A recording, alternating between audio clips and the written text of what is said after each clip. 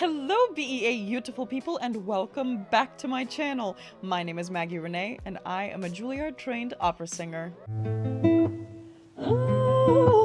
Maggie's Minutes.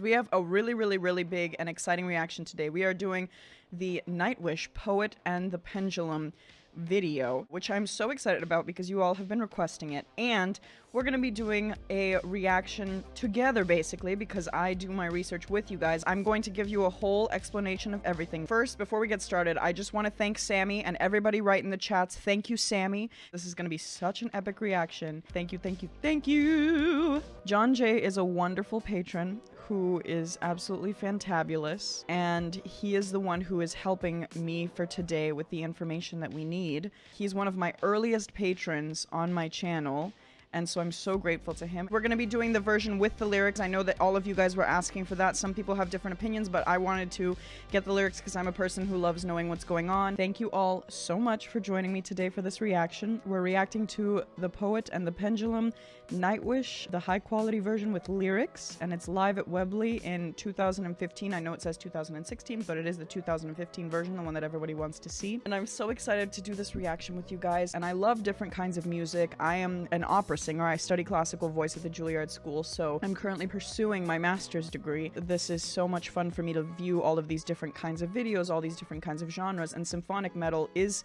fairly new to me, but there are a lot of things that are relatable to opera and are relatable to what I do myself. So all the help that you guys provide is super helpful. I try not to get too many spoilers, but it's definitely nice to have you all participating so that we can work through this whole thing ourselves and together. Alright, so let's read what John wrote to us. It's quite a bit of information, but I think it's really important and that everybody should know about this. John says, "Hey Maggie, this is apparently the same show as we did for the Empty Hope song that I reacted to yesterday. If you haven't seen that reaction, I believe it is still up on my channel, depending on if it's gotten blocked or not. Hopefully not. Poet is the 11th song and about an hour into the show." He says, "This is considered by a lot of Nightwish fans to be their best live performance ever."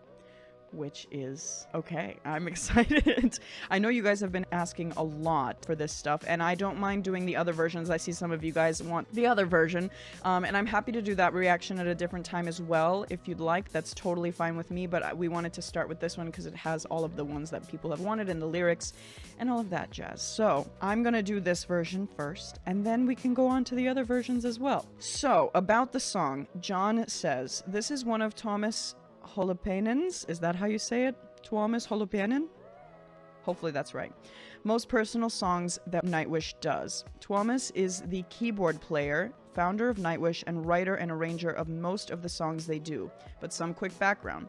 Tarja was the original singer of the band and a very close personal friend of Tuomas. Tuomas, Tarja, and Empu formed the band in 1996. Also, oh, Jansen is pronounced Jansen? Is that true? Floor Jansen? What? I had no idea. How did I not know that? Ha ha ha. Jansen. Jansen is Jansen. That's incredible. I needed to see, this is why I like doing the reactions with you guys, because it helps me to actually know what it is. But I study 6 different languages, so all of this stuff is like, you know, in some languages the J is pronounced as a J, and some it's pronounced as a J, in some languages it's pronounced as a Y, so like it's many things. Now we know. We love that we just got that. Okay, so let's keep on reading. In 2005, the band had grown unhappy with Tarja because of a lot of different things, so they decided to fire her. They did so by writing an open public letter to her letting her know that they were kicking her out of the band. This was given to her the night of the concert End of an Era that included the Phantom of the Opera performance you reacted to. Got it. And this is what my team was mentioning to me yesterday, because in my Phantom of the Opera reaction, I had said how incredible they were working together. As here, let me show you guys. This is the reaction that I did to their Phantom of the Opera.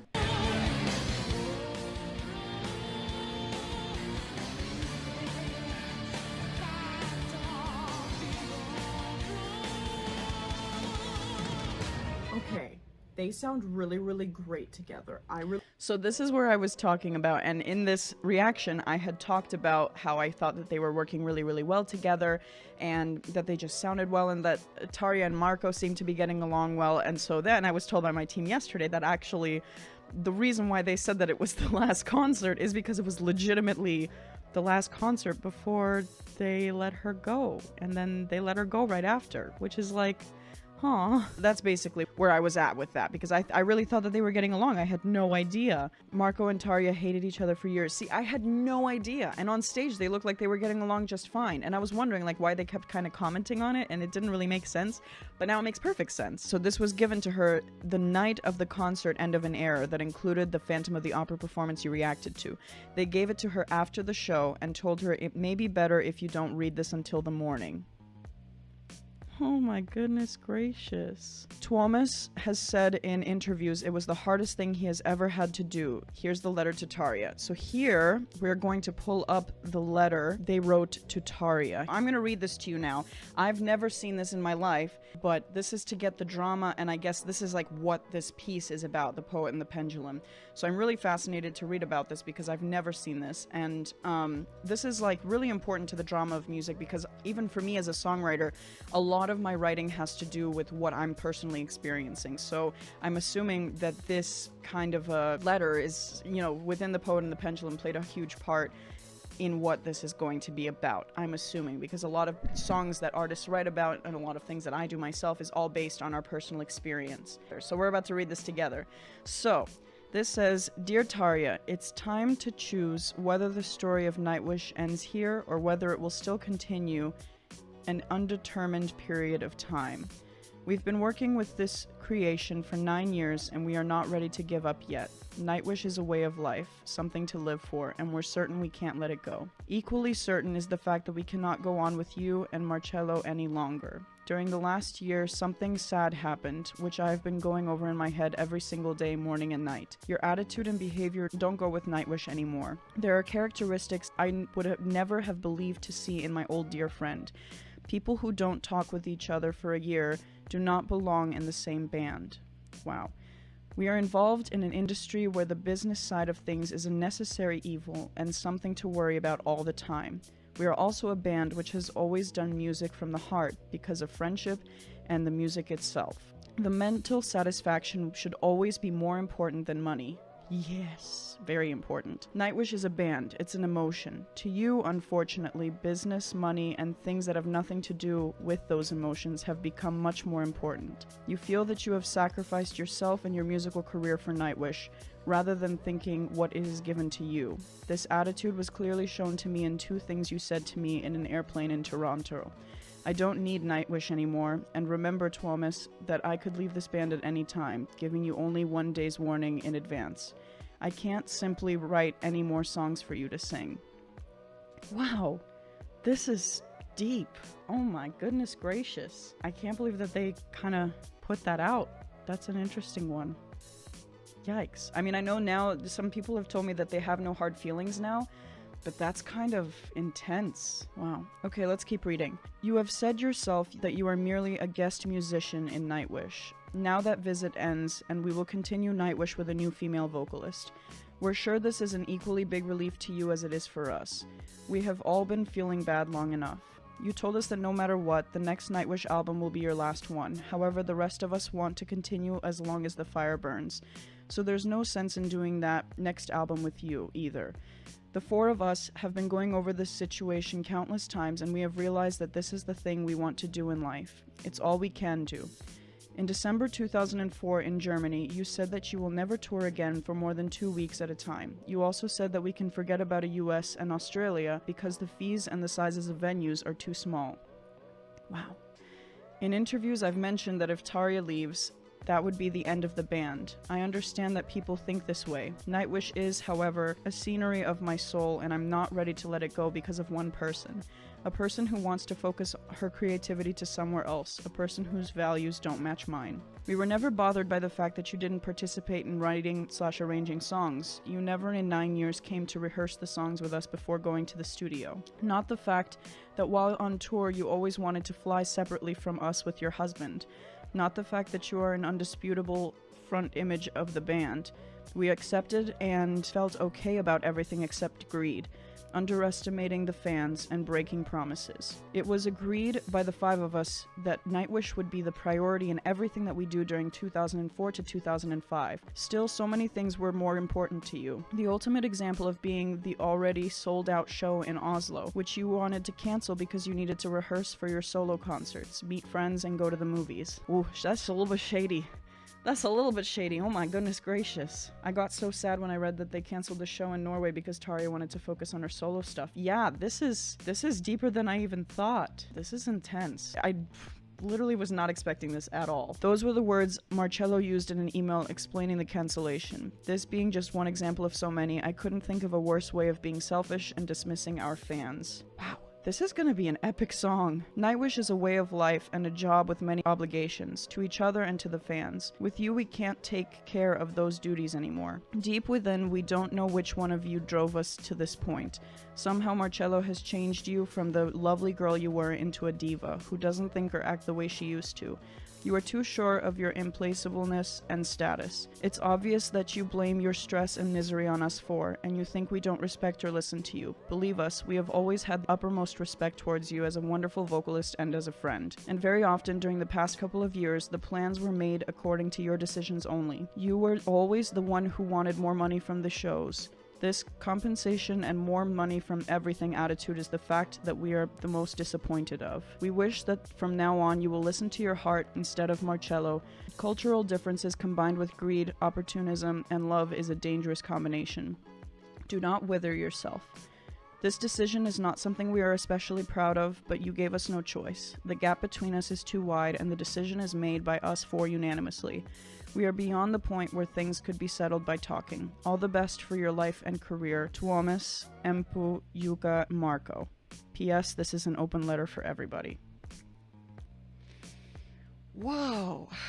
That is insane. That is a lot. Wow. I have to say, reading about this stuff, it's so true how important it is to consider when you're a part of a group or an ensemble or working with people around you, that you have to respect everybody's different views and that you have to have a consideration of what everybody's feeling and go along with what everybody wants. You know, it's the majority of the group. I try to run my channel that way too. Like I want to know what everybody wants, and so I don't take one person's opinion to heart. It's everybody, what everybody's kind of feeling, and we come to a consensus. And we may not agree on everything, but we're respectful of each other. When we don't like the same genres, we still listen to things that are different and kind of work that way. So it's interesting to kind of see how these kinds of things might play into a band needing to take somebody out that might not respect those things. The man wrote a termination letter as deep as his songs. Yeah, this is quite deep. The public reaction to this letter was even more insane. The band did not anticipate that. This song is essentially the way Tuomas had to deal with the backlash since they all blamed him.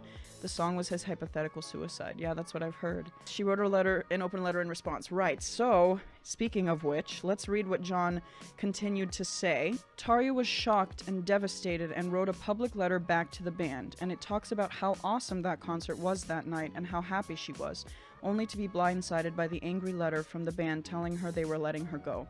Here's her letter back to them. So now we're going to read the response from Tarja. I think this is quite interesting. I'm glad you guys find this as fascinating as me, because I'm just like, I'm shooketh. Literally, this is incredible. I mean, to see the background explanation for all these kinds of things, to see, you know, because we always hear about bands breaking up, we always hear about like the drama of it, but we don't ever get the background details. So this is really amazing. So this is now the letter from Tarja back to the band after she had received this letter. Since last Sunday morning, I have been asked to express my position by magazines, newspapers, radio and TV stations, fan clubs, and fans from Finland and from all over the world. So many in total that it's physically impossible for me to find the time to reply to all of them individually. Hence, I decided to put down a couple words in this text to let my fans, family, and friends, and the public know how I feel after the recent events. This is a moment of grief and pain, and I find it very hard to speak. At the moment, I'm in Argentina. I hope you can understand that after this shocking life change comparable to a divorce, I didn't want to stay alone at home in Finland. My husband had booked his tickets to Argentina many months ago, and I decided to travel with him in the last minute. But the fact that I am in Argentina and the long distance should of course not be an excuse to not comment on the situation. Last Friday, the 21st of October, was a day the whole band had been waiting for a long time. Practice started early in the morning. I was very sick and nervous because of the fact that I was not even able to sing during the rehearsals. Also nervous because the concert program was going to be longer than usual for a Nightwish concert. Furthermore, we were going to have a special guest to perform with us, more wardrobe changes for myself than usual, and for the first time, big screens and bigger production on stage. Not to forget that the concert was going to be recorded and filmed. The 5 of us had finally made it to play Hartwell Arena. Even though every one of us knew in advance that the concert was sold out, finally on stage we saw that the screaming, applauding, and standing people took every seat. The feeling was unbelievable. I will never forget how amazing it was to experience the Finnish audience's gorgeous reception. When the concert was over, I cried of happiness on stage. Happy tears because I was able to do my best as always, even though I was sick. Happy tears because our long tour got the greatest possible ending, and happy tears because of the best reception an artist can get, applause and smiling faces. At that moment, I didn't know that I was going to cry again soon. After the concert, the guys of the band invited me backstage to join them and asked me to hug all together. This felt strange, as it was the same kind of hug we traditionally came together for before every concert. That tradition remained between us, even though the tension and increasing pressure already existed since a long period of time. The immediate feeling in me was to thank them, which I did loudly but without any reply. After this, they gave me a letter and asked me to read it the following day. The same letter that is now public. I read it and was shocked. I didn't know what to say, and still at the moment that I am writing these lines, I don't. I sense great anger in that letter, and I continue to have very confused feelings about it, but I don't want to reply to this anger with an even greater anger. Private matter should never be taken to the public. Okay, so clearly she was not happy that they published this letter. She wanted that to remain a private kind of a thing, which I could technically understand. It's kind of a big thing to draw out a letter like that, like the 4 band members did, and then post it publicly. Even if she did have a lot of things that she did wrong, it's kind of always a better idea to keep this stuff private, though I'd say it's interesting for us to be able to find out this information. It's really nice to be able to read this ourselves and like hear about the drama of the band and understand all this stuff and really get the different standpoints and viewpoints. But I don't know what led them to kind of make this a public thing. They've also mostly made up. Only Tarja and Thomas haven't made up. She's made an appearance with Marco Sins and is friends with Floor as well. Yeah, I've heard that. Anyways, let's keep on reading. I know this moment we are going through is very sad for everybody, including the guys. While there would have been so many different possibilities and ways to express what they wanted to tell me with the letter, I remain unable to understand the way they chose to handle this. I am sorry that the guys got me so wrong. I don't recognize myself at all from the way they described me. They mentioned mean things about me, but the fact that they've involved Marcello, my husband, crossed the line. He is the man I love, my friend, and has been my biggest supporter over the last years. We have been bandmates for 9 years, experienced good times and not so good ones. I thought I knew them, but I was wrong. Still, everything that has happened is not enough to make them evil in my eyes. Now comes a time to calm down and reflect upon all of this. I need to put my feelings together again, and I promise to come back to the public soon. I will announce a press conference where I will be talking about my future plans. This doesn't mean that you should expect this conference to be an instrument to attack anybody. It won't.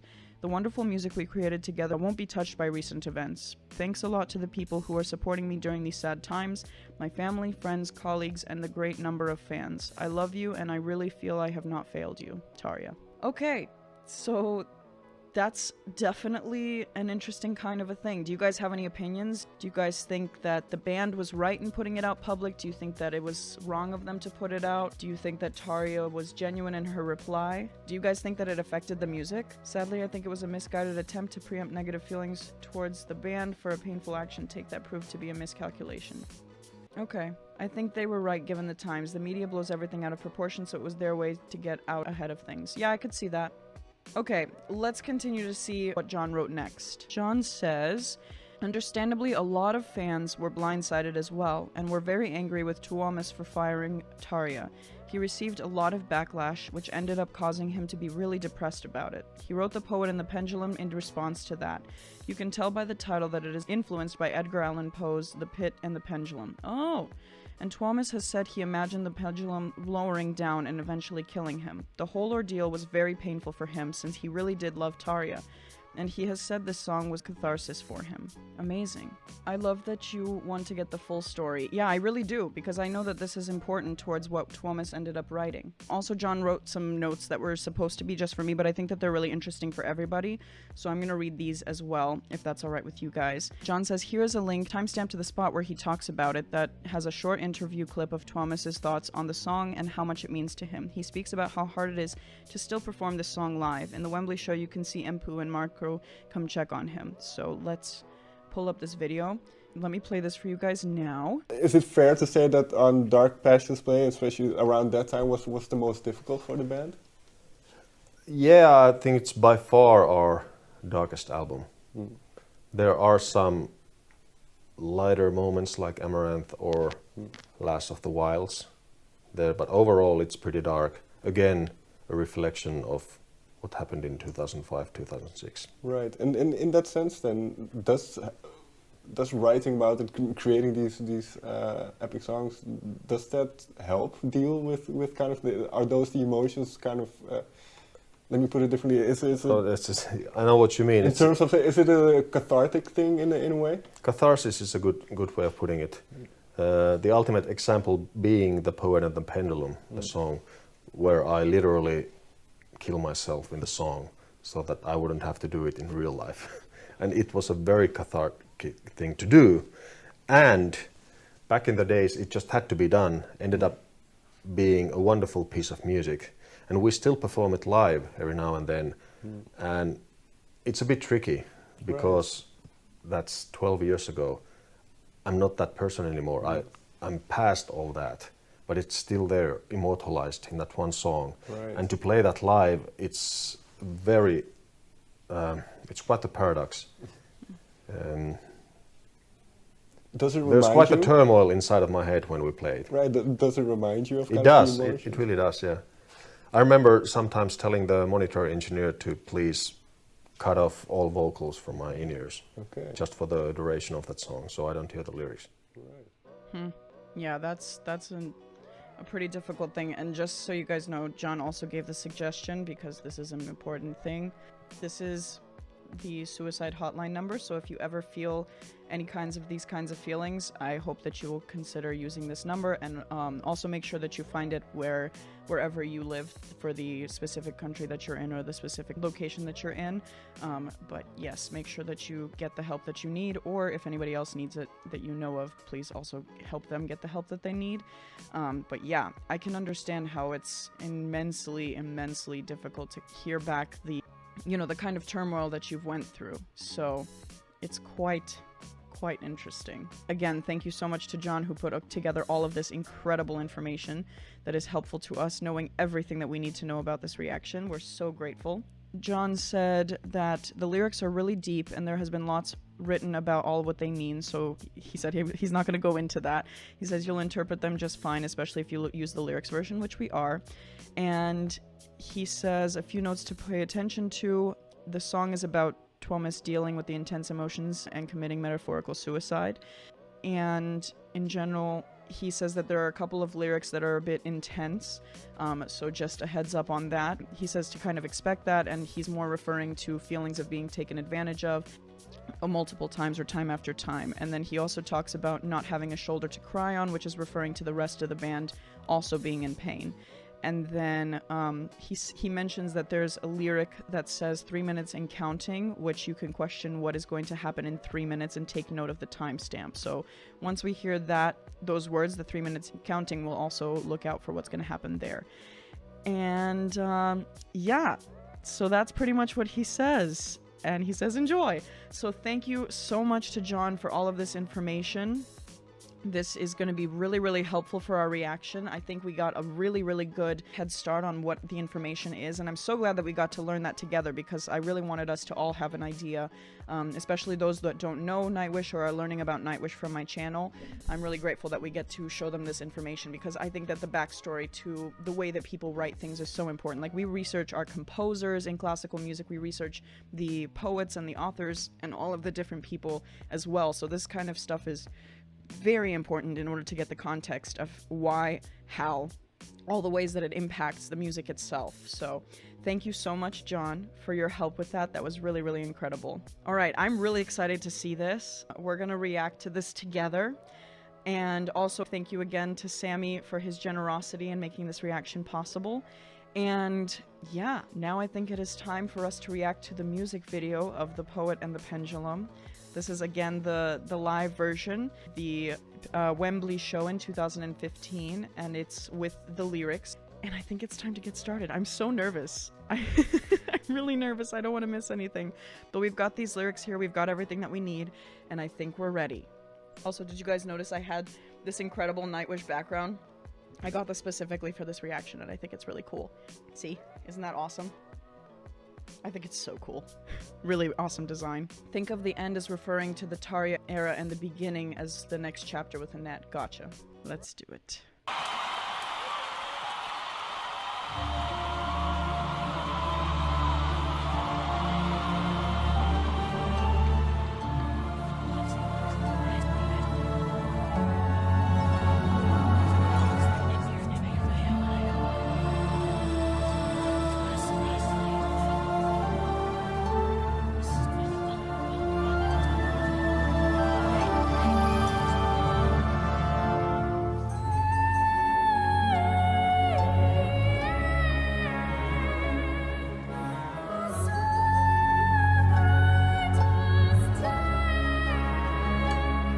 Okay, wait, do we know who's singing? They say this is not Floor. Yeah, for a second I was like, wait, what? Also, it's a choir boy singing, not Floor. Okay, good. I was like, excuse me, who is this person? I knew it was a child, but I was like, who is this child? Who have they brought in there? Okay, that sounds good. So that's a beautiful voice. And also, did you guys hear the whispering in the beginning? It's a really lovely kind of like they're talking in the background underneath. Really beautiful. And I love his voice. It's so pure and beautiful. It's really lovely. This child is Guy Elliott. Gotcha. He will have spoken words throughout. Got it. Okay, let's keep going.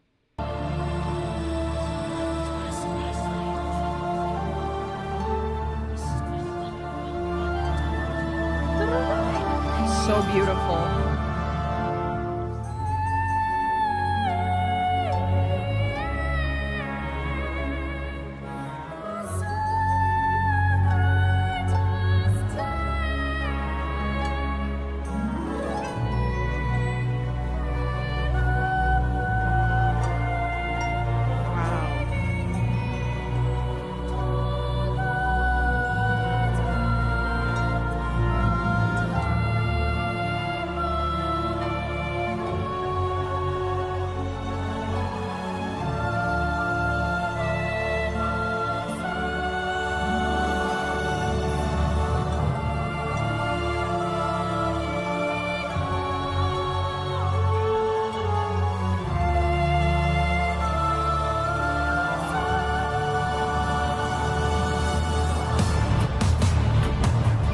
Okay, hold on. Before we get into home, whoa, that gave me goosebumps like crazy. That was like, I felt that all on my shoulders and spine. That was crazy. Also, the little young boy, I really, really like his voice. He's got a really, really nice voice. And like I said, it's very like on pitch, very, very beautifully produced. And I really love the height in his vowels. You know what I mean? Like young children always have a beautiful, pure voice, but his just pings through in a really, really beautiful way and has like a really lovely forward technique that allows him to just have like this tall vertical sound that's really, really pure, which is gorgeous.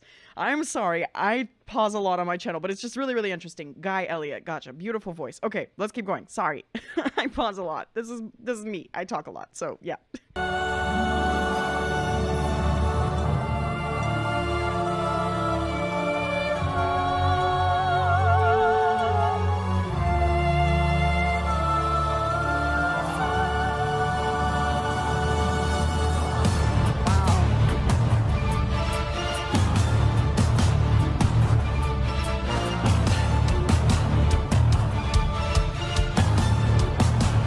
Is this already Kai?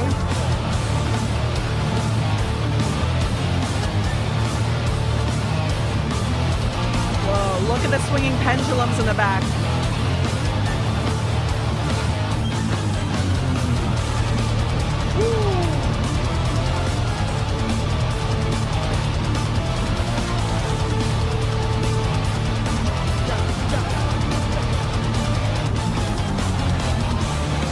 nice drums.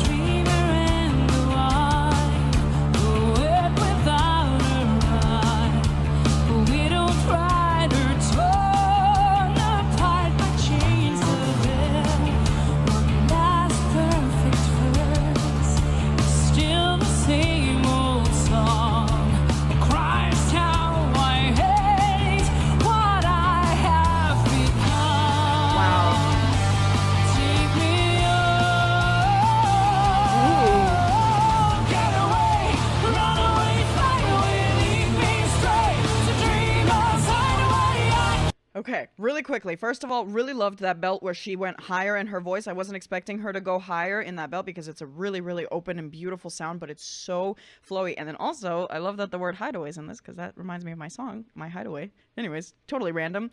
Okay, let's go back. I want to hear that belting part one more time. But these lyrics, wow, really fitting. Let's keep listening.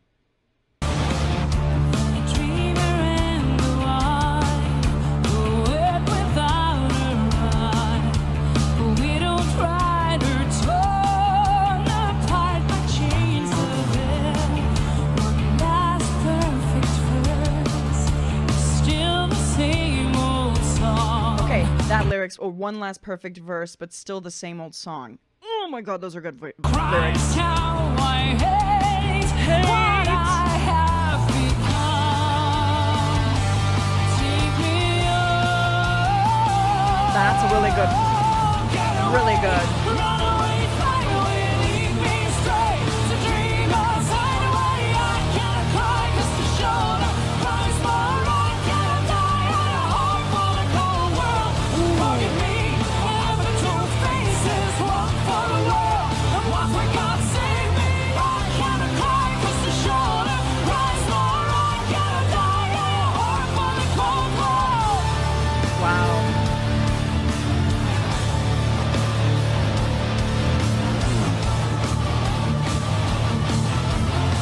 Okay, I promised you guys a windmill, so should I do it now? Also, just wanted to say, her voice fits this perfectly. Like, Floor on this is perfection. Perfection. So good. I really think that this fits her so well. I mean, I haven't heard the rest of it, but so far, I mean, it just shows all the brilliant and best parts of her voice so far. So, yeah. Too short. I know, but I gotta do it anyway. We're gonna do the windmill now, because I promised you guys the windmill. Okay, ready? Ready? We're getting ready for it.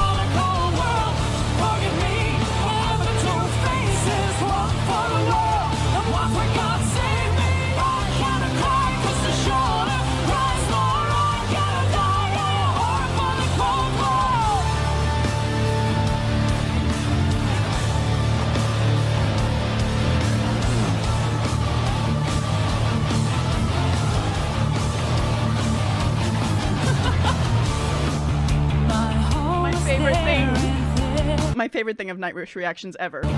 Those meadows of adventure-filled days will be very smiling face. Please, no more words, thoughts from a severed head. No more please tell me once my heart goes right. Take me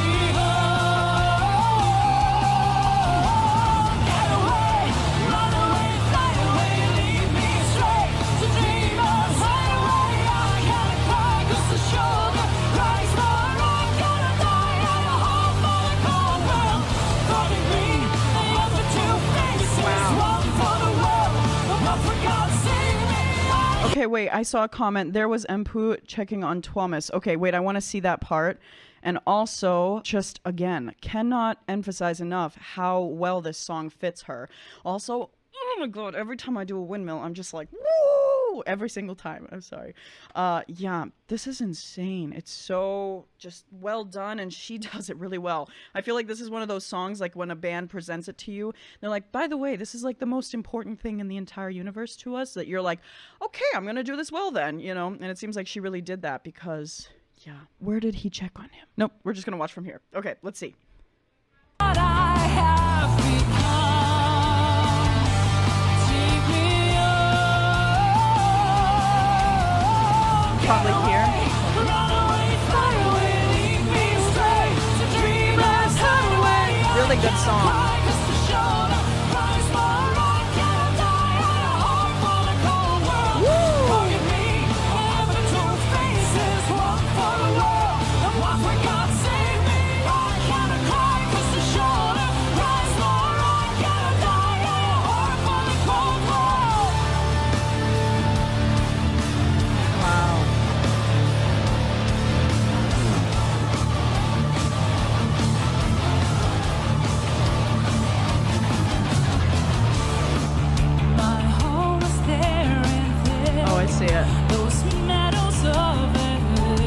Oh, wow.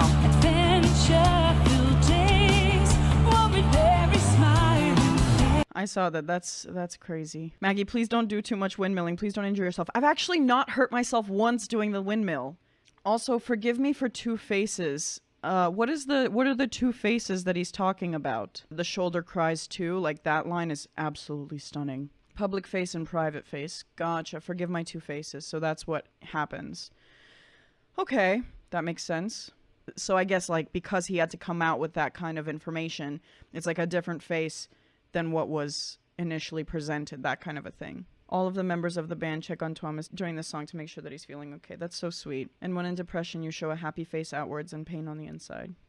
The shoulder part, I'm talking about where the Thomas writes that he wants to have a shoulder to cry on, but the shoulders are crying more than his. He was talking about his bandmates and the fact that the bandmates are crying more so than he is, and so he can't turn to them to cry on their shoulders either, because everybody's hurt. I actually think Tarja was his shoulder, and he obviously can't cry on her shoulder anymore. Oh, gotcha, that's interesting too. All right, let's keep on watching. This is really interesting. Let's see if we can find the 3-minute mark. I'm curious to see where that is. I don't want to miss it. My home is there and there, those meadows of adventure-filled days will be very smiling face. Please, no more words, thoughts from a severed head. No more, please tell me once my heart goes right. Take me home. Get away, run away, fly away, leave me straight to dreamers hideaway. I can't cry 'cause the This shoulders.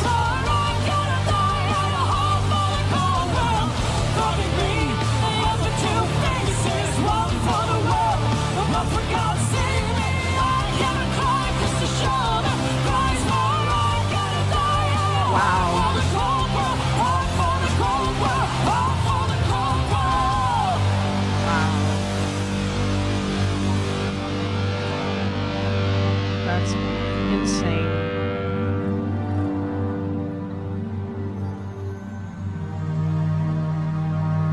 This is number 3. That's beautiful.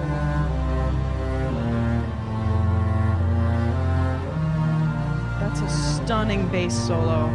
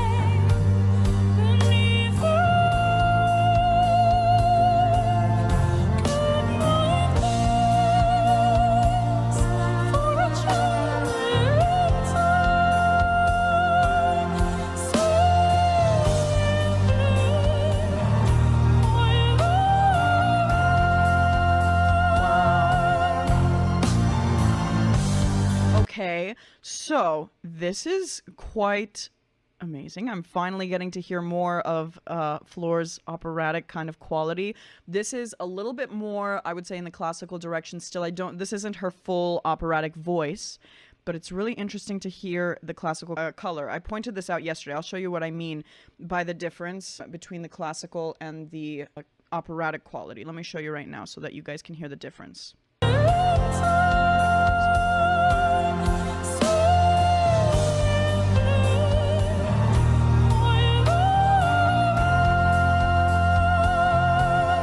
Okay, so do you hear how gentle it is? Okay, so she goes kind of like,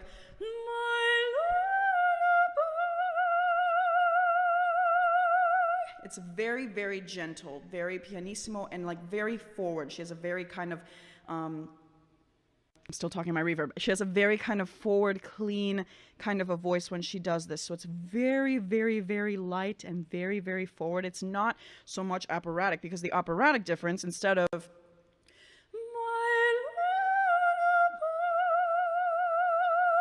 it's actually operatically.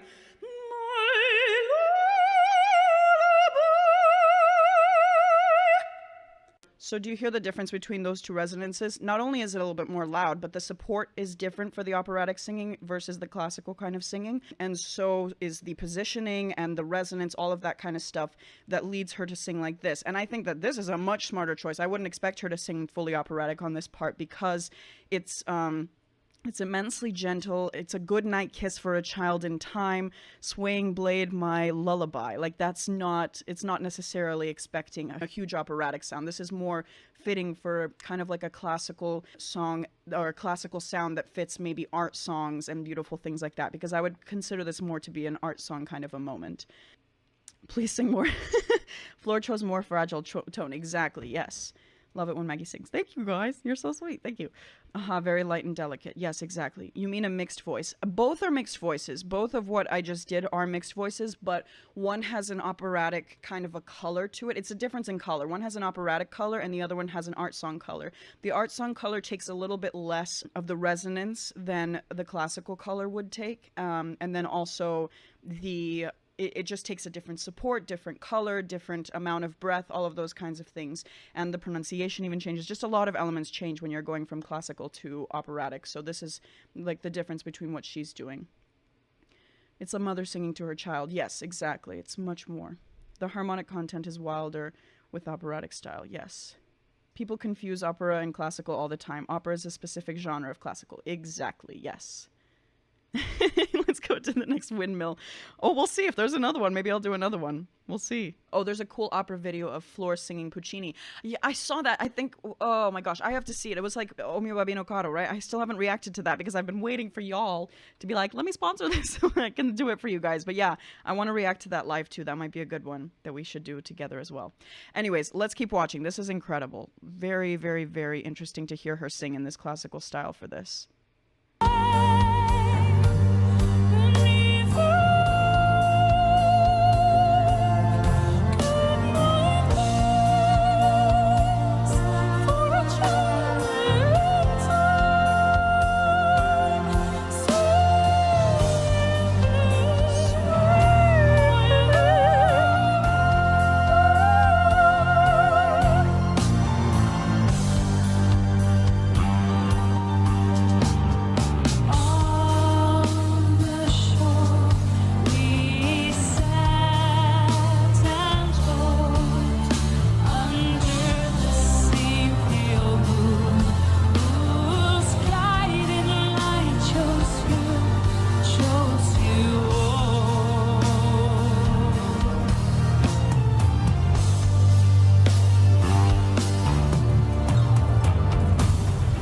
So impressed with how many instruments are in this. This is literally like, when they call it symphonic metal, they're not lying. There are so many incredible instruments in this. I mean, I can hear just now there was either a harp sound or some sort of like a twinkling string sensation, and then they had the bass. They had initially the actual stringed bass, the standing bass, and then now they're having the actual like 4-string bass situation.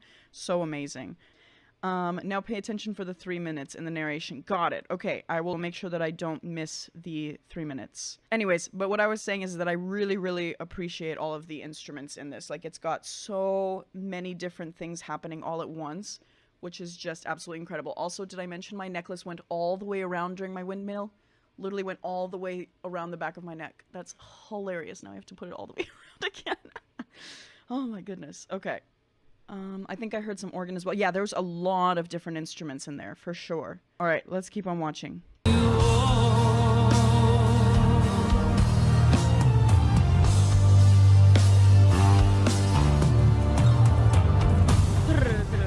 Did you hear that? Now the...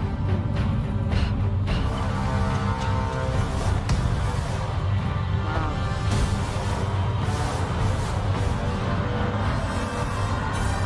I'm afraid, so afraid, being raped again and again and again. I know I will die alone, but loved. You live long enough to hear the sound of guns, long enough to find yourself screaming every night, long enough to see your friends betray you. For years, I've been strapped onto this altar. Now I only have 3 minutes and counting. I just wish the tide would catch. Okay, wait, we said 3 minutes and counting there.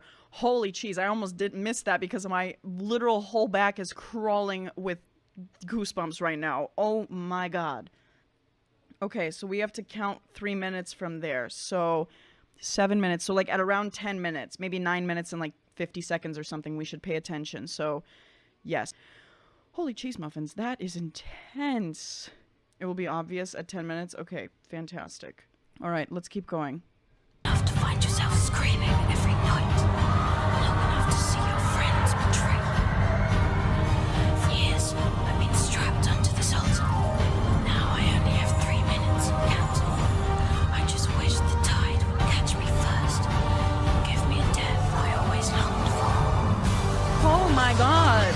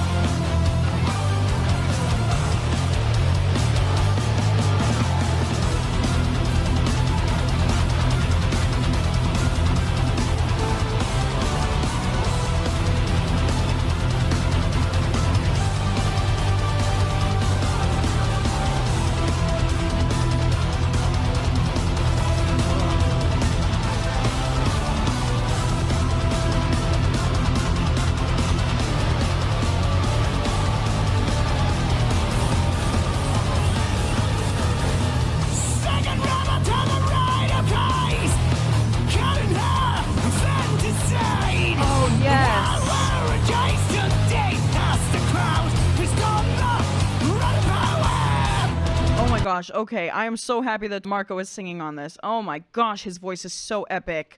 Every single time he's so good. Oh my goodness gracious. Also, I love the swinging pendulum in the background. It's been there like pretty much the entire time throughout the video, but it's really, really fascinating to see it. What's even more impressive than the amount of instruments is how well they're mixed. You could include all the instruments in the world, but they wouldn't sound good together if they're not mixed right. Exactly.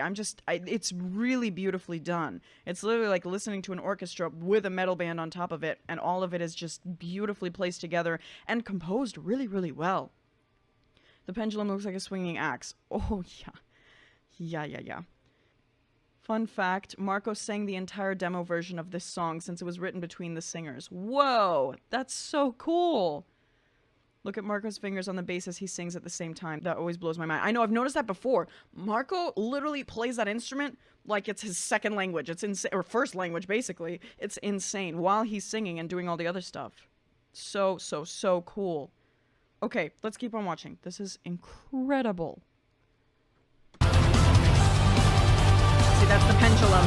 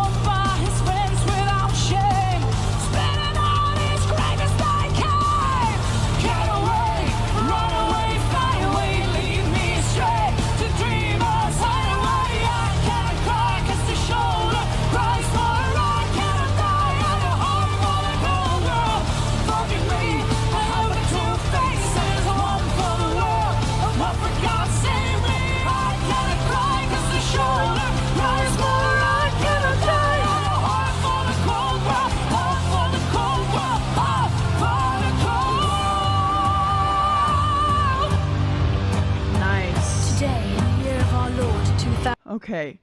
Wait, hold on. Okay, we're still at 9:39. We still haven't gotten to the 3 minutes. I'm all so scared that I'm going to miss it. Oh my goodness gracious. He sounds incredible. Oh my gosh. I really, really like that sound in his voice. He's got a real like growl going in this one because usually he sings, I don't know, he's sung differently. I've listened to his tempere kind of singing and then the singing in Phantom of the Opera. Oh my gosh, his singing in Phantom of the Opera was insane. I had never heard him sing before then and I was like, holy cheese muffins, who is that? And that was the first time I discovered Marco and it was quite incredible. Whatever you do, do not pause for the next minute and a half. I will try not to. Sounds good. Okay. One thing I've learned from being in the front ensemble of a marching band is that the sound people perform just as much as the musicians. Yes. 100%. 100%. Oh my gosh. If you've not heard him sing the Pink Floyd cover, I've not heard him sing the Pink Floyd cover. The course is actually a great description of the artistic experience, our remasking and performance. It's one of those things that drew me to this song as my introduction to Nightwish. Wow, you got introduced to Nightwish through this? Holy cheese. All right, let's keep going. This is, okay, I'm going to hear this boy's text now. But oh my gosh, Floor sounded amazing there. Like, it's so good. Both of them sound great together. I love when they sing together because their voices blend so well, but then also have so much contrast that it's like, oh my gosh. In the video that we watched when Floor was down in the growl and then Marco was up top, I was like, holy cheese muffins. That was incredible. I really liked that so much. Oh my gosh.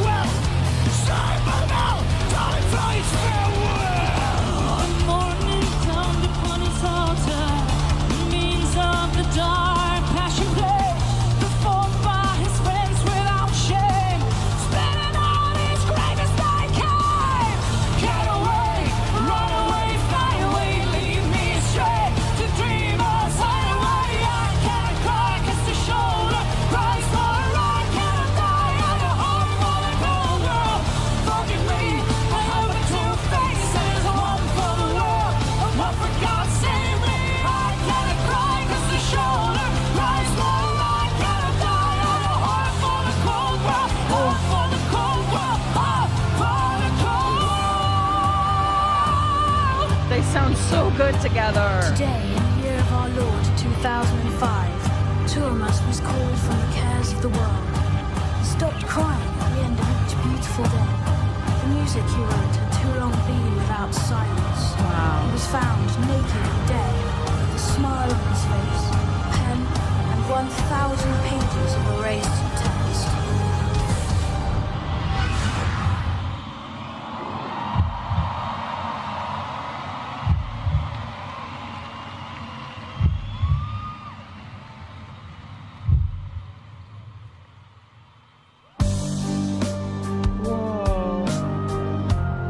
That was, whoa. You can just see him there. Whoa. Yikes. That is insane. Whoa.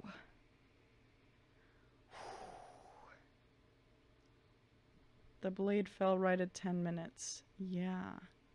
3 minutes after he said he had 3 minutes left. Yeah. Wow. So Thomas said that he needed to write a song where he kills himself so he doesn't do it in real life. That is insane.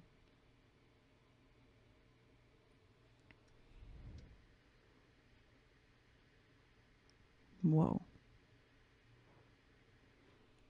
The song was his catharsis in his healing after the very public breakaway from Tarja. Yeah, I can imagine. I feel like if this is the level to which, like, if Thomas was at this level of emotion,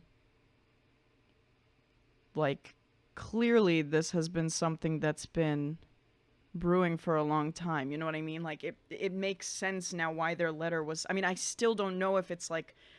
I mean, the public thing because they got ahead of everything else and the breaking of the news, but the fact that his emotion is so evident in this music and the depiction of all this stuff, it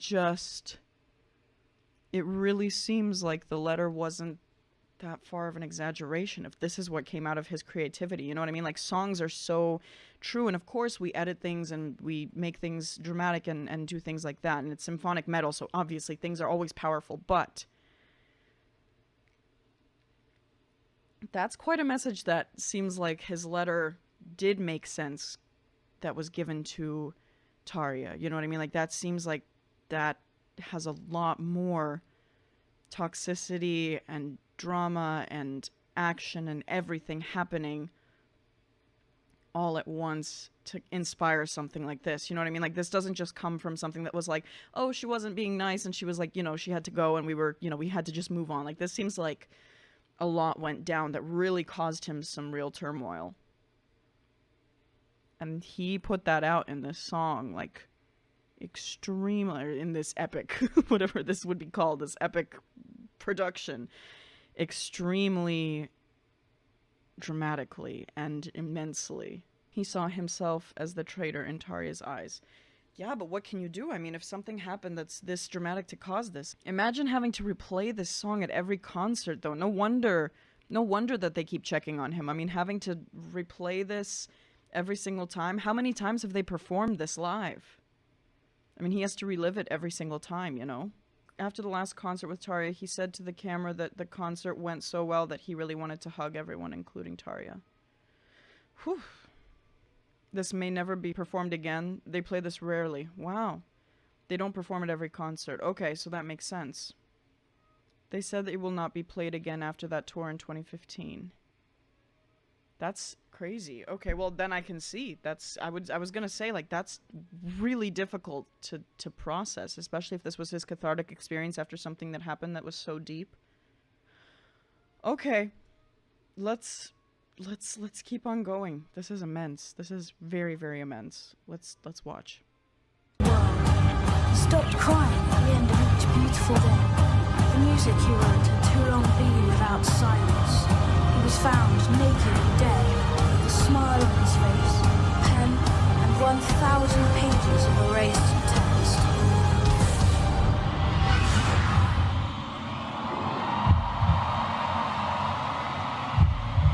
That's crazy.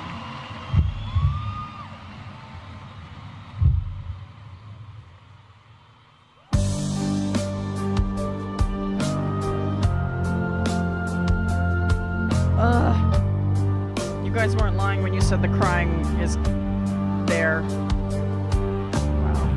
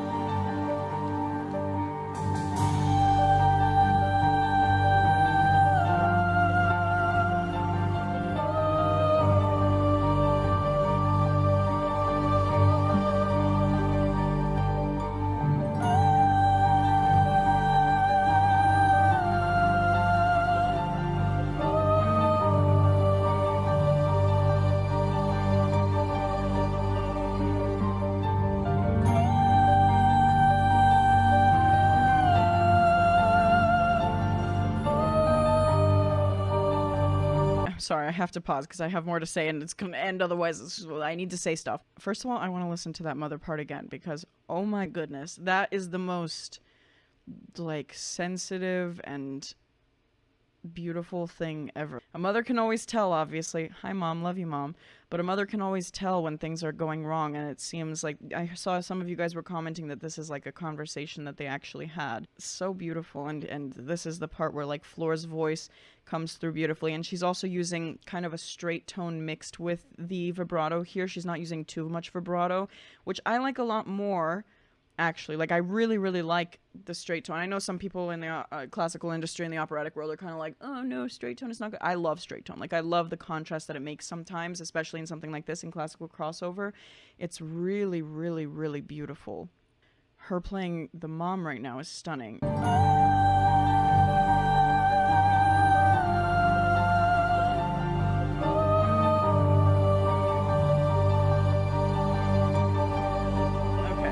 I think it's perfect with the straight tone. So the difference basically is, so she's doing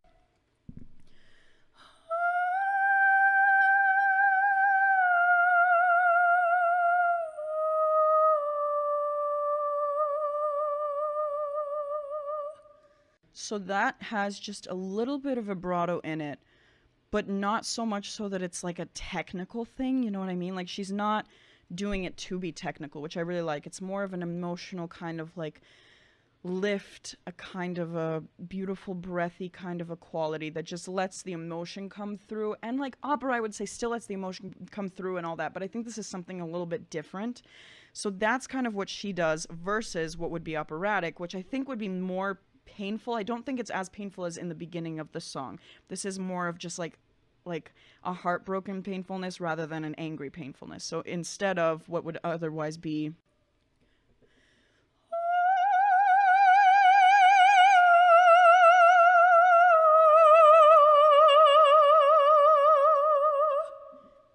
she could have done that as well, but I really like the straight toneness because it just shows like the energy is so much less that it creates like a beautiful eeriness to the feeling of it. You know what I mean? I like the it's like a much more sensitive kind of a feeling moment than a fully technical kind of example. You know what I mean? So I kind of admire that she chose to do this because she could have done a fully operatic kind of a moment after this, but the straight tone completely and totally just brings you in with her and gives you that sensitivity that you need, the fragility, exactly the fragility that you need in that moment, because it's not that strong and, you know, the ability to like produce a perfectly technically produced thing. This is more of like this is what I've got left and this is how I feel, and it's healing and it's sensitive and it's fragile and it's just all of these kinds of things. It's just like looking at yourself right in the mirror rather than trying to produce something. It's that the double faces that he was talking about. This is no longer his public face. This is no longer what he's trying to put on and show. I think this is more like the moment where he's like, there you go. He's with his family. He's in his comfort. He's in his, this is like, he's like, Mom, I'm home. Like, what a, like, you know what I mean? So I think this was a better choice there. Really, really beautiful. This is stunning. Boy soprano is singing straight tone in the record. That's why Floor is singing the same way. Yeah, exactly. I think it fits. It could have been talked about with the band. You know what I mean? Like, they definitely would have discussions about how Tuomas would want to hear this, and I think that could have also played into it. I think Tuomas might have also given her an idea and been like, when she may have come up with the idea herself, or maybe he heard it and he was like, wow, yes, this is exactly right. Okay, let's listen to the mom part one more time because that is absolutely stunning. Okay, let's do it.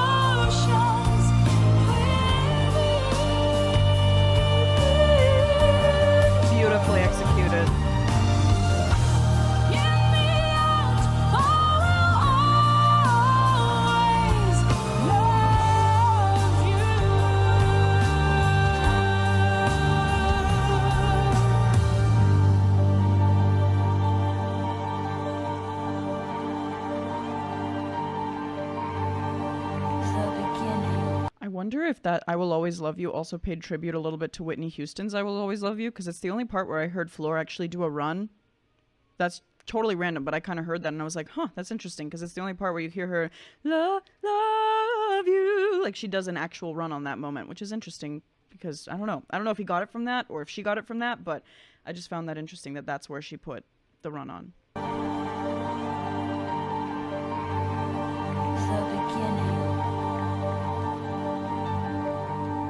Yes, Dolly Parton is the original author of I Will Always Love You, but I was thinking of the Whitney Houston version because she does a lot more runs and a lot more vocals on there, but it could be either one.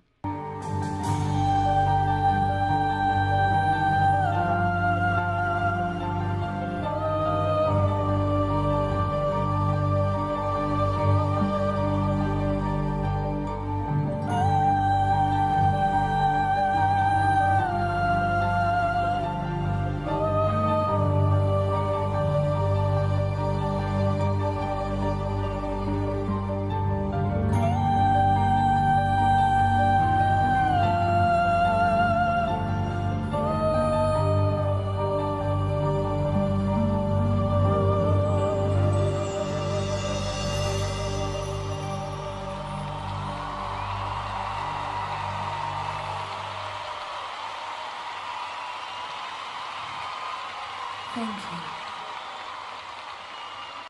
you. Wow.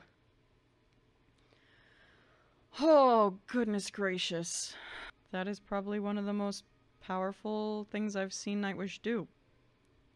That is immense. Yeah, holy cheese muffins. I think that this is one of their best songs ever. Overall, I think that they're incredibly talented. I think that everything that they do with this is so emotional, and I'm so glad we got to see the backstory and understand everything behind the emotion of this song, because it's just so powerful and so beautiful to see this raw emotion put out. And I think it's similar to opera. I mean, I feel the same kind of way when I'm performing operas and things like that. I mean, the emotion of all the people and the characters and the backstories and all of those things are so important. And I think that this is just beautiful, and it proves that drawing art from real life is an absolute beautiful thing. So thank you all so much for watching with us, with me, and thank you for joining on this experience. Thank you so much to John for the wonderful information and for making this so wonderfully informative and beautiful. I think the experience is so much better because we got that information. Thank you. Thank you to Sammy for sponsoring this reaction. I appreciate you so much for everything. And to all of you guys for watching. Thank you, thank you, thank you. If you enjoyed this video, please don't forget to like, comment down below what you enjoyed and what you'd like to hear next, and subscribe to join my beautiful family. And don't forget to follow me on Instagram at Maggie Reneé Music so that you can join me on all of my adventures as a singer, living in New York City, studying at Juilliard, and traveling the world, taking you on stage and backstage with me. If you would like to support this channel, please consider becoming a patron on Patreon, where you can get exclusive perks and benefits. You can also hit the cute little blue join button to become a member of the Skittle Squad. Skittle Squad, let me hear you down below. Also, be sure to check out the links down below in my description so that you can see all the ways that you can follow me, connect with me, and support the channel. You can also go to maggierenee.com/links to find all of the different places that you can visit, such as my Discord. Make sure you join the Discord. Become a member of the Eyebrow Army, TikTok, Patreon, how to sponsor a reaction, my vocal course called How to Sing Better Instantly, and much, much more. Thank you all so much for watching, and I am sending you all so much love, and I will see you in the next video. Mwah.